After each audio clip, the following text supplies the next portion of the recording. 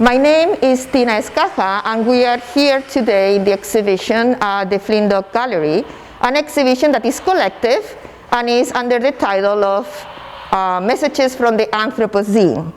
This particular segment, my segment, is called Mar y Virus, Virus and the Sea, and it started, of course, with a poem. And the poem, as you see in this banner, is a poem that talks about the relation of the virus, the COVID-19 virus, with the genetic code that all humans have in relation to previous epidemics, previous viruses that also are part of the configuration of the original element, which is the sea. So this is a poem that I call an oleatory poem, because ola means wave in Spanish too. So there is a continuous balance of waves in terms of the different possibilities of interaction that this installation provides. So what I'm going to do is to show some of those layers of interaction. So if you come with me, so you see here the viruses that have been overpopulating this space, going beyond the margins and the frame of this segment of the Flynndog Gallery. So if you come here, for example, you have the sound of the sea, that it has sensors that recognize the human movement, and you have several ways of establishing interactions through, for example, QR codes. So here in the QR codes, you have one of the main QR code, which is this one. And this QR code takes you to the, what I call oleatory poem, which is a generative poem where the lines of the poem continuously re-establish themselves. So this is one of the interactive aleatory options. Other interactive options is something that I have around Burlington, Vermont, which is a QR code where you are invited to share your story. So it will take you to a program where you can record yourself talking about what represents, how is your relation with the COVID-19 experience. So again, it's a form of interaction and connection. I'm going to turn it off.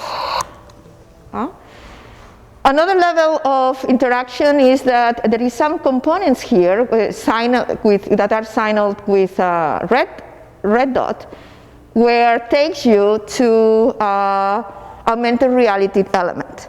And the augmented reality, again, is a form of interaction through technology without touching, because my idea always of my installations is interaction by touching, but considering the social distance, technology allows us to go to different elements without the necessity of touching. You can scan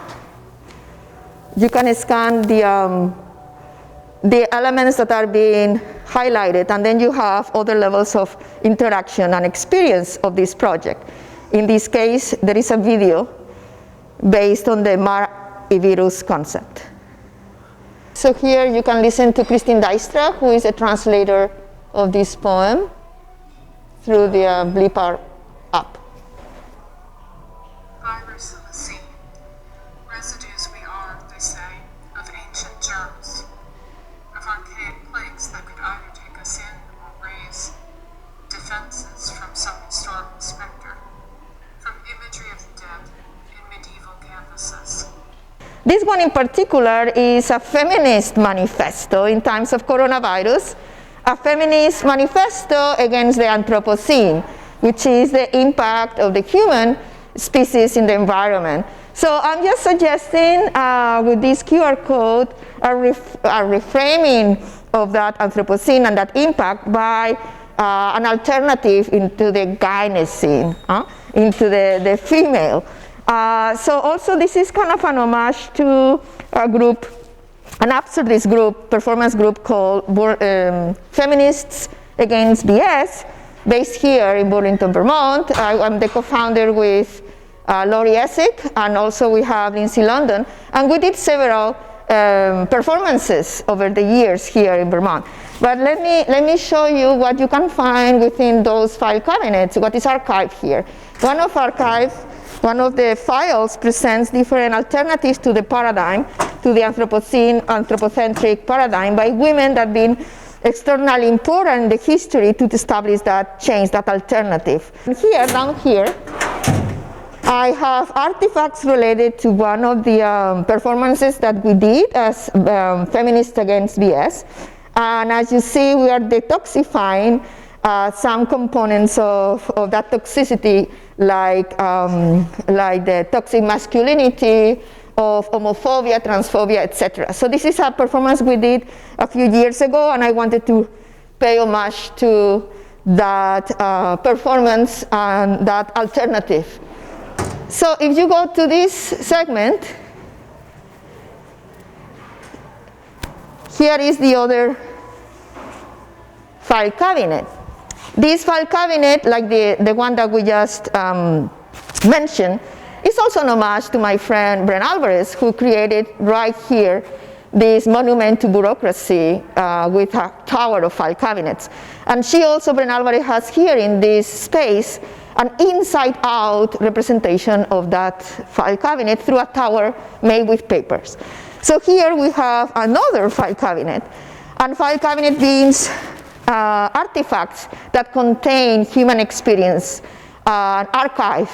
So what is archived in this particular one are elements and artifacts related to the COVID-19 experience, collective experience. So if we open here, you see things that you can find around in relation to the COVID-19, like the ubiquitous masks and also gloves, latex gloves.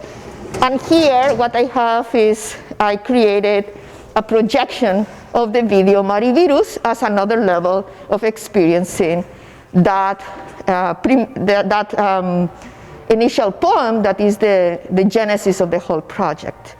So this is this other level of interaction, as I said before, goes beyond, because I'm like breaking the boundaries and the limits, which is part of the whole concept of my own work, but also of the virus, that insidious or imposing around any limit and any configuration, traditional configuration. I went beyond this space, and I went all over Burlington, Vermont. But not only Burlington, Vermont, I'm sending QR codes asking, requesting, and inviting people to tell their stories in other countries, like Mexico and in Spain. And the idea is to have this opportunity of explaining ourselves within that moment that is so pervasive and so historic. So this is kind of course, also I'm doing a captcha poem and other different tentacular possibilities for the representation of COVID-19 in our era. Thank you.